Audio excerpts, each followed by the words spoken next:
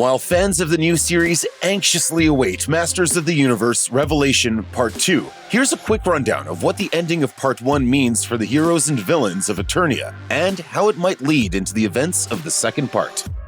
Sure, He-Man wears a hairy loincloth and Skeletor's a wizard with a skull for a head, but they're two of the most iconic animated characters of the 1980s. Masters of the Universe Revelation treats them with a level of gravitas that dispels all silliness while still staying true to who they are. Most surprisingly, the series gets rid of them both by the end of the first episode.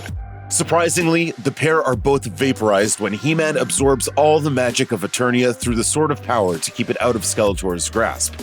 It's a typical heroic sacrifice, but it's still a shock to see the series kill off its most famous hero within the first episode. However, He-Man's death paves the way for Teela to be thrust into the spotlight as she renounces her new man-at-arms status and goes off in exile as a mercenary. But Teela eventually realizes that she has a purpose. Alongside Orko, Andra, and Evelyn, she journeys to reunite the two blades that make up the Sword of Power, and along the way, she comes to understand that Eternia and all its realms are still worth fighting for. Although Teela has to grapple with the fact that those closest to her lied about Prince Adam's muscly He-Man alter ego, she doesn't let her bitterness get in the way of restoring magic to Eternia. Yes, she has difficulty working alongside the likes of Evelyn and Beastman, but she knows that it's all for the greater good.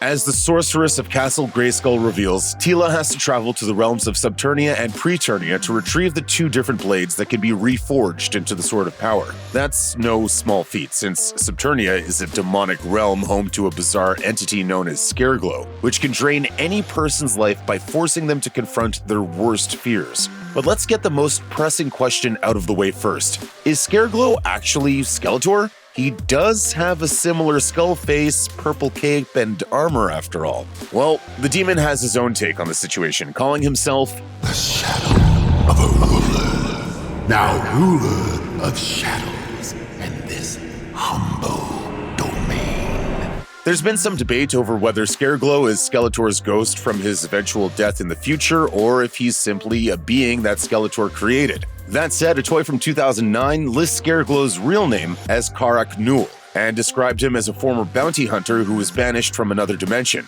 Either way, Scareglow is a formidable foe, and his presence forces Teela to confront her bitterness about suppressing her own heroic status to live as a normal citizen after Prince Adam's death. Eventually, Teela overcomes the illusion and fights off Scareglow by accepting her strengths, her weaknesses, and her fear because they all make her who she is. Giving any part of that up would be betraying herself. Because good and evil are two sides of the same coin, the Gate to Preternia, a heavenly realm filled with the souls of fallen heroes, is carved into the walls of Subternia.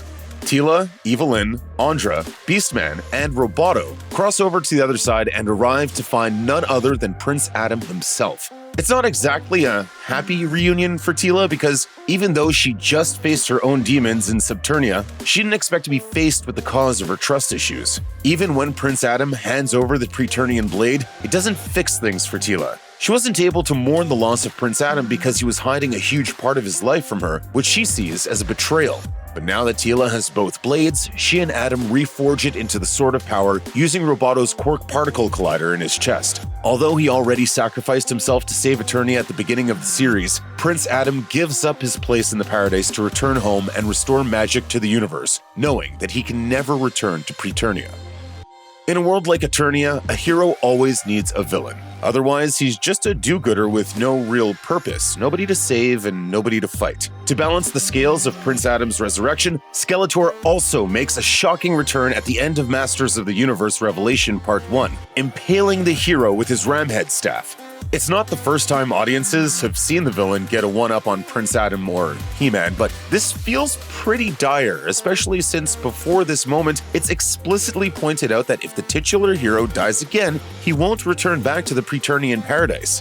But how did Skeletor make a comeback anyway? In typical villain fashion, during episode 5 of Masters of the Universe Revelation, Skeletor waxes lyrical about sealing himself inside Evelyn's staff. But when I was duly destroyed in the orb explosion, I was forced to seek refuge in your wand staff to protect my essence. And to add insult to injury, creator Kevin Smith and the series writers give Skeletor everything he's ever wanted. The the power of Grayskull. Yeah, that's right. It's taken just under 40 years, but the last episode of Revelation Part 1 hands the keys over to Skeletor and beefs him up into a hulking version of himself. It's a huge cliffhanger to leave on. It'll be interesting to see how this huge power shift will affect the rest of Eternia in Part 2, especially since reforging the sword was meant to bring magic back into the world. Will all types of sorcery and spells be warped now that Skeletor has the power? Only time will tell. Check out one of our newest videos right here. Plus, even more Looper videos about your favorite animated shows are coming soon. Subscribe to our YouTube channel and hit the bell so you don't miss a single one.